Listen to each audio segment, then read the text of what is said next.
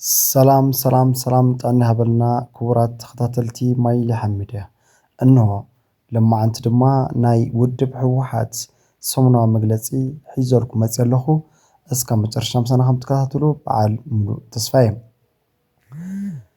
سمنا مجلسي ودب حوحات نبارتيكا وزات نتسيكا حزب متلال أي كألين كبل ودب حزباويان حرنة تكره حوحات قلتو حزب تكره كونه مريح ودب حوحات كم متكلاو امنتهم بمبقاس بسلامو مفتحي قدامنت بمهاب بوليتيكاو زته جمرن كلهم افعاليات بددرك فتحون كم حصون صانيحهم يوم زبل حوحات ابسمنا ملختو منግስቲ ኢትዮጵያ ድማ በአንጻሩ ሁሉም አማራጭታት ሰላም አጽዩ ንኻል ዙር ደማው ኹይናት አብ ምህንዳድ ይርከብ ክብል ሓቢሩ ነቲ ህዝቢ ትግራይን ሕወሓትን ከቅርብዎም ጽንሑ ተረጋጋሚ ጻውዒት ብምንጻቅ ኣብ ልዕሊ ትግራይ ዳግም ክባን እጽዋን አውጁ አጋር ሰራዊት መካናይዝድን ፍሉይ ልኡኽ ዝመደቦም አህርታትን አካቲቱ ካብ ምዕራብ ትግራይ ክሳብ ምብራቕ ትግራይ ዓሪዱ ይርከብ ክብል ድማ ወሲኹ ይሕብር ካብዚ ሓሊፉ ድማ ናብ ትግራይ ዝላኽ መድሓኒት ብምኽልካል ካሊ አርሜናዊ ታሪኽ የመዝግበሎ ዝበለ ውድብ ሕወሓት ማህያ ሰራሕተኛ መንግስቲ ብሓፈሻ ድማ በጀት ትግራይን አዋርሕ ብምዕጻው ህዝብና ናብ ዝብኣሰ ቅልውላው ከኣቱ ዓሊም ይሰርሕ ኣሎ ኢሉ በመሰረት ስምምዕ ፕሪቶሪያ አገልግሎት ጀሚሮም ዝነበሩ ከም ባንኪ ዝበሉ ትካላት ልምዓት ጥረ ገንዘብ ከይረኽቡ ብምኽልካል ህዝብና ካብ ዝረኽቦ ዝዓውሮ ገንዘብ ከይጥቀም ብምግባር ካሊ በደል ይፍጽመሎ ክብል ውድብ ሕወሓት ኣብ ሰሙና መልእኽቱ ገሊጹ ኣሎ ነዳድን ካልኦት መሰረታዊ ሸቐጣሸቐጣትን ናብ ትግራይ ከይኣቱ ብምግባር ነቲ ብዝኣወጆ ጀኖሳይድ ዘዳኸሞ ኢኮኖሚ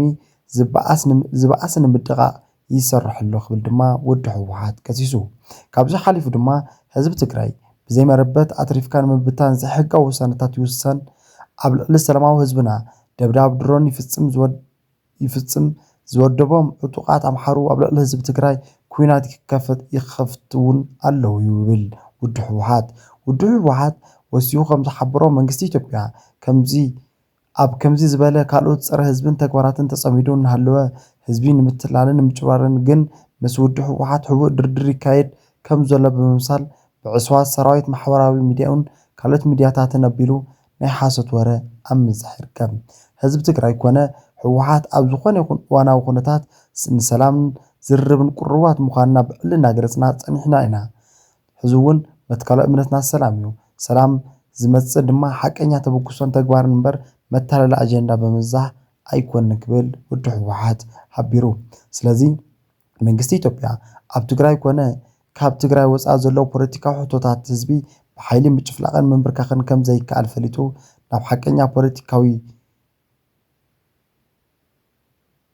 ዘተኸኣቱ ይግባእ ንብል መንግስቲ ኢትዮጵያ ሕዚ እውን ሕገ መንግስታዊ ሉዓላዊ መሬት ትግራይ ወሪሮም ዝሓዙ ዕጡቃት ክወፁ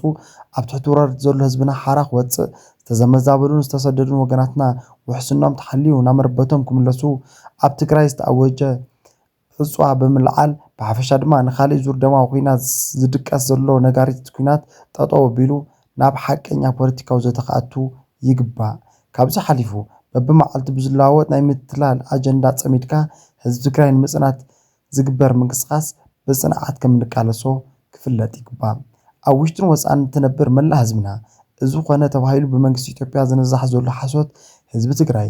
ኣብ ዘይተጨበጠን ኣናእሽተን ኣጀንዳታትን ብምጽማድ ካብ መሰረታዊ ሕቶታቱ ክስሕት ዝዓለመ ስልቲ ሰላሕታዊ ጀኖሳይድ ምዃኑ ካባኻ ዝተኸወለ ኣይኮነን እዩ ስለዚ ድማ መሰረታዊ ሕቶታት ዝምለሱን ህልውናና ዝረጋገጽሉን ብሓድነት እንትንቃለስ ጥራሕ ብምዃኖም ከም ወትሩ ሓድነትና ኣስጢምና ንቃለስ ይግባእ ክብል ውድብ ሕወሓት ኣብ ሰሙና መልእኽቱ ጸዊዑ